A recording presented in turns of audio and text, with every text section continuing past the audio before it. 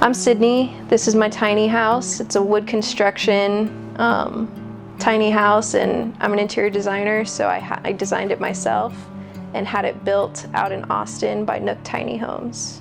And I've been living here for over a year now.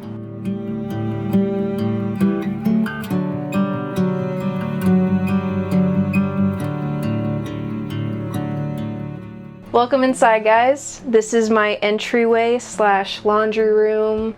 I've got a washer and dryer. I didn't go for a combo unit, only because I read a lot of reviews about taking longer dry times, not being able to fit as much in one load. So I kind of designed this counter where I can fold up my clothes when they're done in the wash and have extra things. Sometimes I come in with groceries and it's just nice to have a place to set something down. Got my laundry supplies here, nice little welcome sign, and got my tools and some paperwork like tax information, boring stuff like that. And then just some other knick-knack places. I have this fun little sign. I think it adds a little bit of humor, tells a lot about my personality right when you walk in. And I wanted it to be open but closed off at the same time, so I had this CNC routed wood screen, just so you could still have a lot of visibility into the space, but it, highlights the circulation path, and when you're in the living room it feels like you're in a living room, and when you're in here it feels like you're in a separate room. And so I didn't want it to feel like one giant open space. I kind of still wanted it to have a nice home layout and separation of space in that way. So I've got two storage drawers right here. I chose to elevate the living room for a couple of reasons.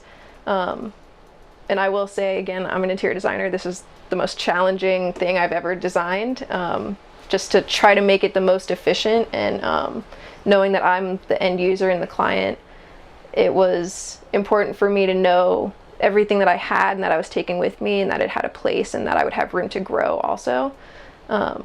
So taking care of the wheel wells as well was a benefit of elevating the living room a little bit. And the ceiling is higher, so even though there's a step up, it doesn't feel shorter by any means. And so I have my shoes down there in this one, and this one is really just a junk drawer that I could throw away everything that's in there and be happy. But if I have the need in the future, then I know that I have that. So now we're in the living room. It was a really long walk.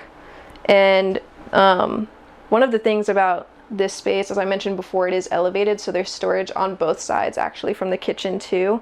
But I had this couch in my one-bedroom apartment before I moved, and I decided, since I'm designing it myself, let's design the living room around the couch that I already have. And something about this couch is that it has storage under there, and then it also pulls out to be a queen size bed. So I do have family that visits and guests that sleep over sometimes. And I also had this ottoman with me in my apartment too, and it also has storage for old Xbox games and other living room linens and stuff. This art piece was something that I also had with me in my one-bedroom apartment, and it was an investment for me, and I really love it. And so when designing it, one of the benefits is, okay, I know I can plan a space for this, and it's really, I think, a central feature of the home. I can see it pretty much from any place in the house, and I love that. I think it adds a lot of color and brightness to the space. We've got the skylight and two linear lights that are almost never on, just because between the two other rooms this place gets plenty of light. And I just love being here during the day and just watching the light transition and come in. And from the outside, you guys will see some of my neighbors had concerns early on when I first moved, because I didn't have any windows that were super visible from the outside. And so they were kind of concerned for my well-being, that I wasn't getting enough natural light. And then they come into this space and there's actually a ton of natural light because of the skylight. And I being a designer, again, I knew that would happen. And I also had this 55-inch screen TV that I wanted to take with me. TV is a big thing for me, so definitely a requirement, and it's hard to hang a TV on a wall with a giant window there too. So again, with art and then other wall mounted things and storage, just wasn't prioritizing the windows as much, but adding the skylight really helped bring in a lot of the natural lighting. So this table was an afterthought and purchase, and you know, I've kind of always been comfortable eating dinners and food on my couch without a table, and I had that tray to kind of help with that. But knowing this wall was here, I realized this could be very multi-purpose use as a table. So when I work from home, it's my desk area while I sit here, and this is where I eat most of my dinners, and I'll watch TV while I do that. But also, another multi-purpose benefit of it is, you know, also when I work, I could use this as a standing table. It's height adjustable and swivels, but also when I'm cooking, if I have too much stuff, it's extra counter space, and my TV swivels so I can be cutting vegetables while watching TV. And so this has been a great purchase, and probably one of my favorite things about the house, just because of the versatility of it and how I use it.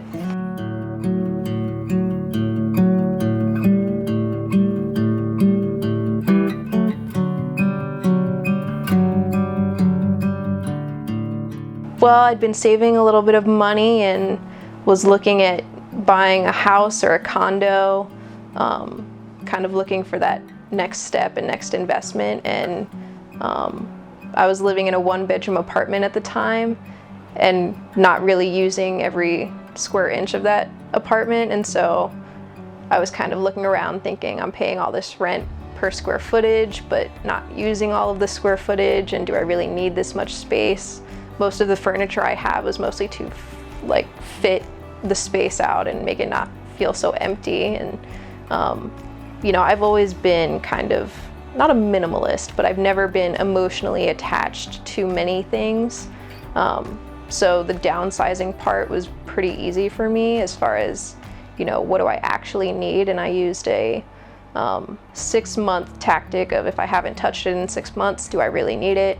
If the answer was no, I got rid of it, no second thought.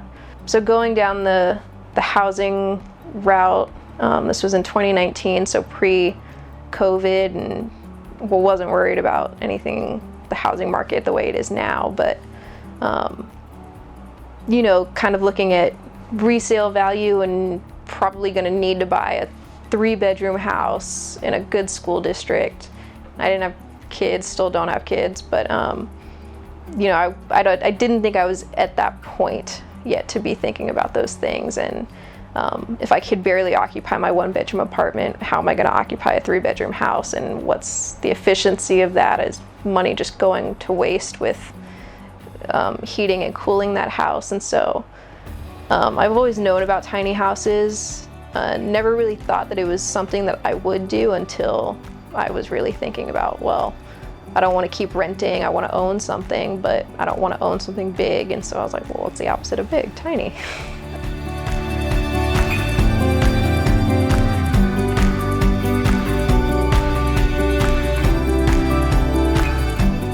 And now we're in the kitchen, definitely the most storage heavy part of the house.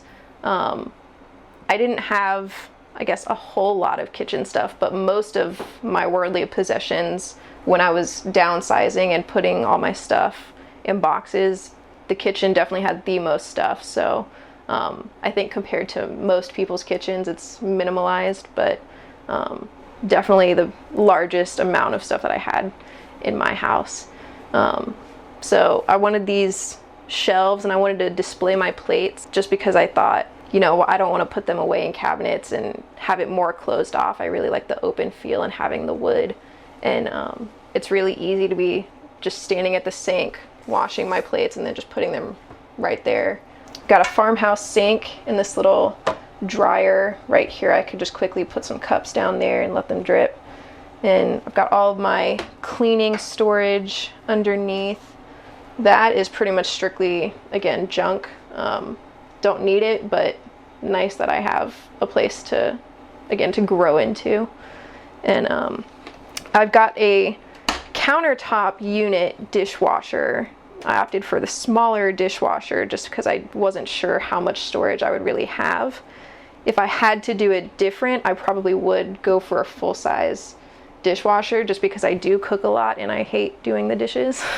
And then I've got all of my pots and pans down here that fit nicely. Here I've got 2 pull-out drawers, or pull-out trash, which is super convenient, again, if I'm just cooking up vegetables and I could just throw them down there. And then I've got my cutting boards, and then a toaster oven, which is an air fryer also. So I can just bring that out, put it on the counter for any roasting vegetables and anything like that that I need to do. And I've got my countertop stovetop, so it can be tucked away underneath my stairs for when I have parties and I just want to like lay food out and stuff, or if I just want more counter space to prep something. But most of the time it's out because I do cook 2 to 3 times a week.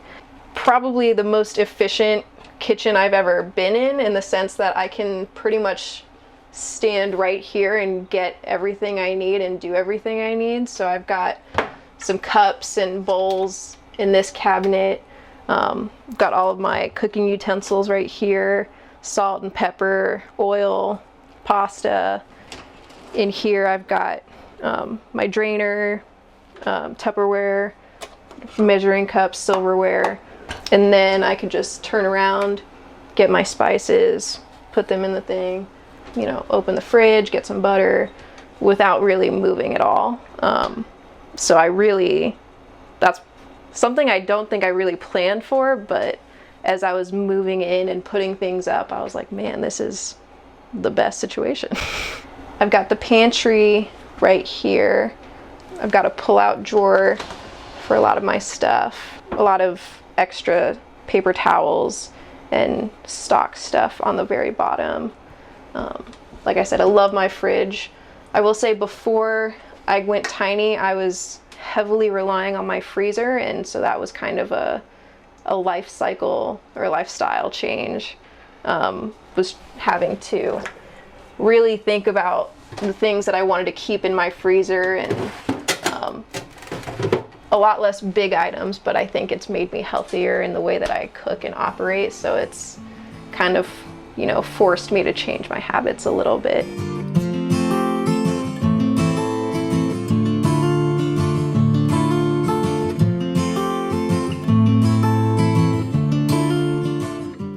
It is hard to find a place to park in Texas, although I do feel like there's more options than some other places in Texas specifically. I know Houston's a pretty hard area to find parking, so I think there are a lot of options. My biggest challenge is I work pretty close to downtown, and so the commute anywhere else would have been pretty much unbearable for me. And so that was a factor. If I wasn't even going to have the house, I wasn't going to start looking for builders until I knew I could park somewhere. That was really important to me. I didn't want to go down this whole journey and then have this house and nowhere to park it. So I found the place to park in the community, and it's only 30 minutes away. Even with traffic, it's not that bad. So that was something that was important to me. But yeah, thinking about, you know, if I move, where would I park it? That's been a big challenge for me recently. And so I wouldn't say I think it's like in the mid-range of difficulty. I think there's a lot of options. It's just a matter of how far are you willing to go, and, you know, is living tiny worth the potential commute that you would have because of that.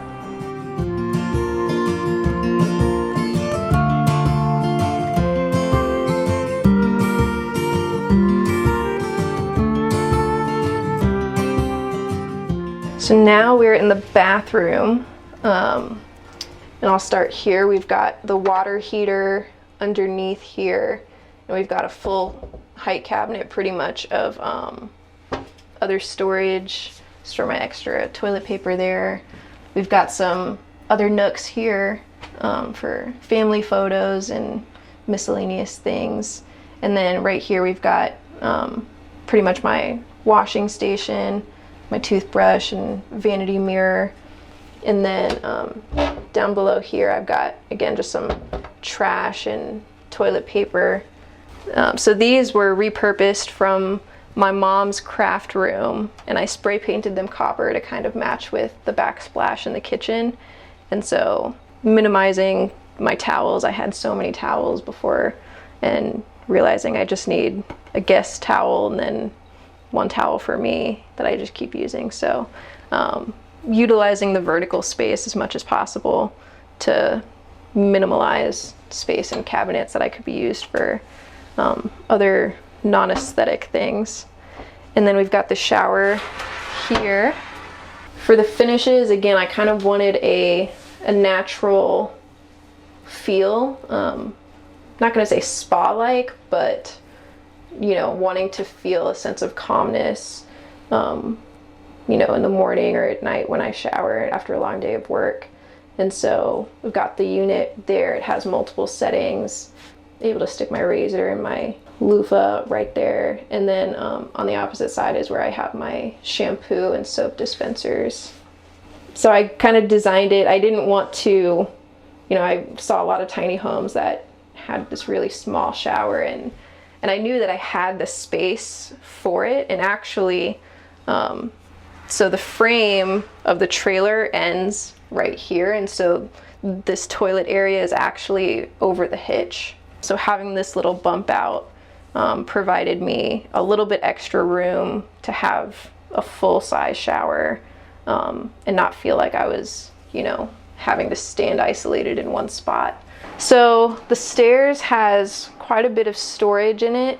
Obviously my pantry is underneath this step right here, and it goes the full depth, so a lot of the appliances that I use every once in a while, or if I'm being honest, haven't touched since moving into the tiny house, they're kind of stored closer to that end, and all the food that I eat is closer to this end. In the floor, I've got these kick hidden storage things for, you know, decorations and other small things. So this drawer is all of my larger cleaning supplies, Swiffers, stored there. And then in this top drawer, I have just some books and other miscellaneous sentimental items. So now we're in my bedroom loft. Got a full queen size bed. Here we've got a shelf. As I mentioned before, I'm a big TV and movie person, so I'm also a little bit OCD when it comes to the color arrangement of them. My TV has a built-in DVD player, so sometimes I'll pop a DVD in there. And then, so this is storage that's above where my toilet is, so when I kind of extended it above the hitch, I had this pop up too that I was like, well, let's use it for something functional. So I've got my Wi-Fi set up there, and then I've got a drawer just for, right now it has my winter clothes that I'll switch out and put into my wardrobe once it starts getting more consistently colder. And then down below I've just got some more clothing storage there. In my closet, got all my hanging stuff, work clothes, and other things like that.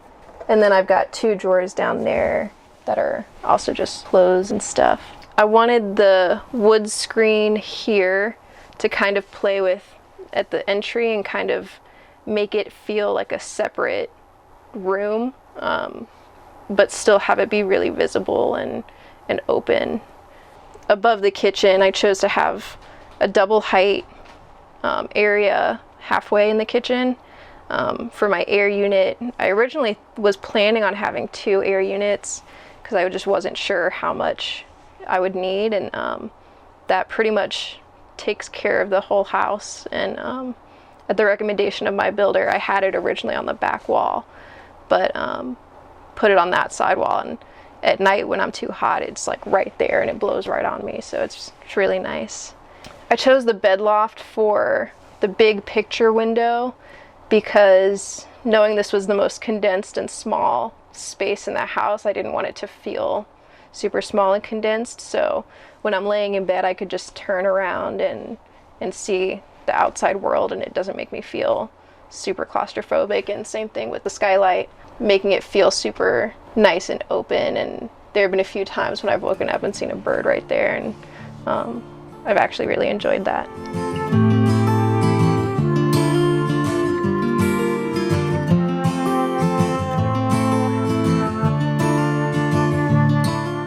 So as I mentioned, I'm an interior designer. I do mostly commercial and corporate office projects here in Fort Worth, and I love doing that, and I saw a unique opportunity where I have the skill set to really make something functional and beautiful at the same time. And so I really jumped on that opportunity, and as I mentioned, it's one of the most challenging things I've ever designed. When I first started, what you see here is probably the third iteration.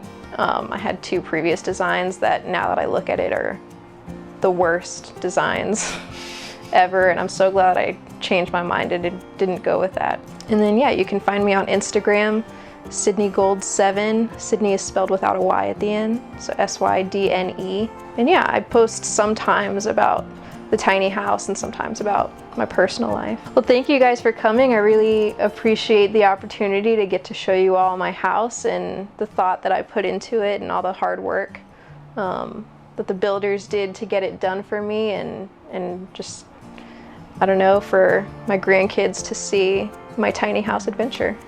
So thanks for coming.